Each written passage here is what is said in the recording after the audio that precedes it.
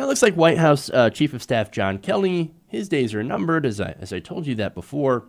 But recently, another report from Axios shows that it could either be from him quitting or getting fired, and more likely from him quitting. In fact, there are several instances, most recently from last month, where Kelly threatened to quit again.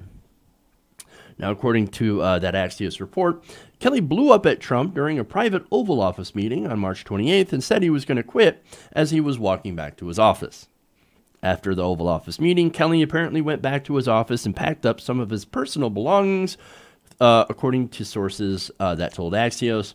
Although those same sources says it may not be because he was getting ready to quit. Well, I mean, he just got off a really heated meeting, so he goes to his office, he goes and packs things up. But it's not because he's quitting, even though he said, I'm quitting. I'm out of here, guys. I'm out of here, guys. He didn't say that verbatim, quitting, but he did say, I'm out of here, guys. Now, a senior administration official did tell the outlet that Kelly was not threatening to quit. No, he's just venting frustration. This is what he does. See, he gets fed up with the president. He gets really, really irritated. He storms out of meetings, goes into his office, packs up his shit, and then says, I'm out of here, guys. I'm out of here. Whatever. Oh, but no, he has no intention of quitting. In fact, he loves it at the White House. Now, look, some do point out that, hey, man, look, he's just going home early. That's it. He's just going home early. Maybe. That's possible. But look, when you look at the history of how John Kelly has kind of treated his job, it doesn't look like the guy is very happy there. In fact, he once called this position a punishment from God. So, I mean, look, half serious, maybe, at least half serious, half joking. But nobody makes that joke when they're super happy about their job. Like, man, I love doing this show, but, sometimes I just feel like it's a punishment from God. Wait, those two things seem to be completely opposite. Now, there are terrible things about any job, of course, but generally when somebody likes their job, even if there are facets about that job they don't like, they're not generally like, fuck it, I'm going to quit. I'm done. I'm out of here, guys. Okay, now there's more. He appeared to be so frustrated that his colleagues in the West Wing had to call in some of his closest friends, including Department of Homeland Security Secretary Kirstjen Nielsen, to convince him not to walk out. Apparently, they gave him a pep talk. And it's not just her, of course. There was also Jim Mattis, who also tried to give him a pep talk and to make him feel better. Okay, well, the reality is, I don't think there's any pep talk in the world that's going to solve the ultimate problem, working for Donald Trump. Look, you can go and say, you can't, come on, stay here. He needs someone to buoy him. He needs someone to make sure he doesn't fall off the deep end. Oh, look, he's already there, dude. There is no stopping Trump from being Trump. There's no stopping Trump from falling off the fucking deep end. He's already there. He is so beyond the deep end. He's like under it. Anyway.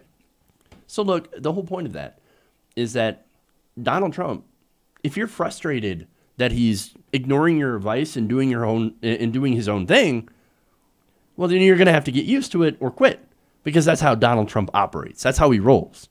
He does not care about your advice. He thinks he's right all the time. 100%. Nobody could be more right than me. So better listen to what I say, because I'm the smartest person in the room. I am like a stable genius. I'm, of course... And then they say, well, there's Donald Trump, an intellectual. Trust me, I'm like a smart person. He is a smart person. He is a very stable genius. So obviously he cannot be wrong. No, right. But look, that's what he's doing, right? That's his mindset. Now he's comfortable with being the president. So now he's doing things his way. Other reports have noted that since that realization has happened, oh my God, I'm the president. Turns out I'm the most powerful person in the world. So now he feels he can do anything. And in so doing, he's, of course, pushing back. He's sidelining Kelly, because Kelly has essentially put him into a box. And that's it. Now, the International Business Times previously reported that Kelly was not involved in Trump's ouster of National Security Advisor H.R. McMaster and wasn't in on the president's call with Russian President Vladimir Putin. So, remember, they're all like, don't call to congratulate Putin. And he's like, hey, Putin. Hey, man, congratulations on winning that election. Was that even an election? It's not an election when you bar the people who have a chance of beating you from running in the election. It was a sham. It was a sham. But no, congratulations, Putin, for winning. You won bigly. Look at that. Over 70%. Was it somewhere like 90% or something? I don't know. It was some insane amount of winning. And it's because he's doing just such a fantastic job of cutting out all the other people who are running. But anyway, so look, not only that, but Trump has mused about being his own chief of staff. Like, I don't need a chief of staff. I can be my own chief of staff. Bad idea. Bad idea. So look, what's going on is that Trump is freezing Kelly out of different decisions, and Kelly apparently keeps getting mad at the president, and then blows up, threatens to quit, gets talked down, and keeps working there. So that's the situation according to people inside the White House. And also outside the White House, people who are former aides, of course, all speaking on the condition of anonymity. Now, both deny it. Both Kelly and Trump. Oh, no. Everything's fine. Everything's fine. Now, Kelly aides are also saying, hey, no, look, all we're doing is we're just giving the president more free reign over his administration. That's all we're doing. That's all we're doing. He's not being sidelined. In fact, they said that his retreat was, quote, strategic. Oh, no, it's strategic. We're just letting him take the reins from his own administration. He doesn't need us anymore. But he also needs us. Look, I call BS because, I think he's on his way out. He's already lost his clout. He's already lost his control. And look, once you lose that, well, okay,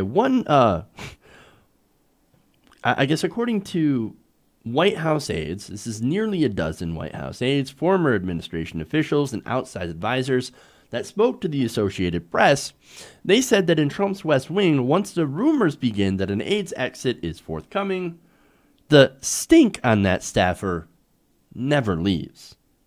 Well, I think that's where Kelly is right now. He cannot get the stink off him. Which, look, I would assume that there is another stink as well, and that's the stink of actually serving in the Trump White House. That'll never come off. Doesn't matter what happens. That'll never come off. But, look, I think the only thing that is actually keeping him there, keeping Trump from firing him, is the fact that Trump still respects him, and they actually agree on quite a few things. They actually agree on immigration.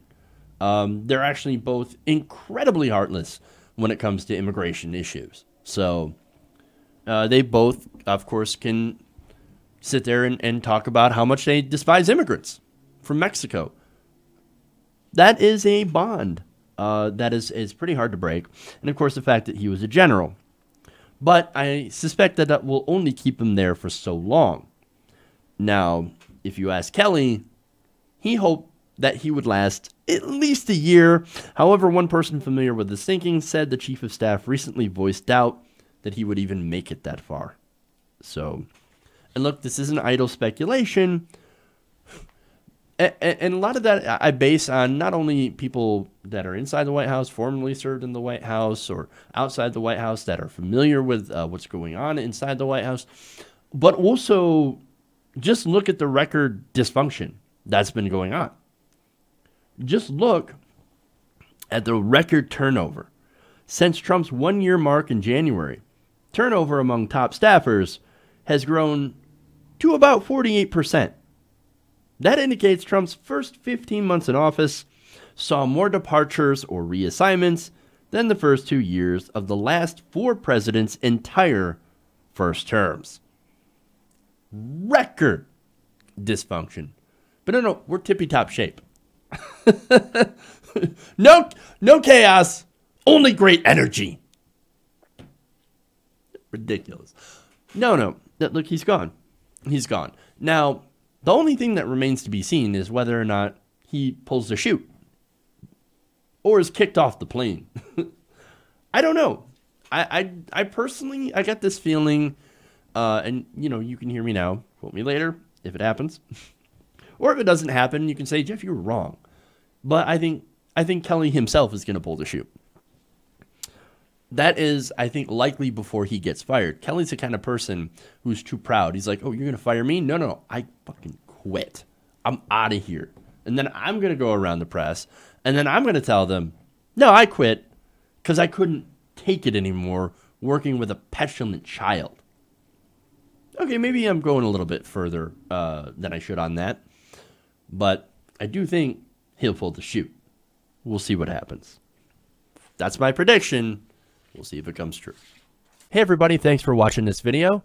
If you want to see more like this, please hit the subscribe button below. And if you want to support truly independent progressive media, please consider becoming a patron at patreon.com/TYTNation.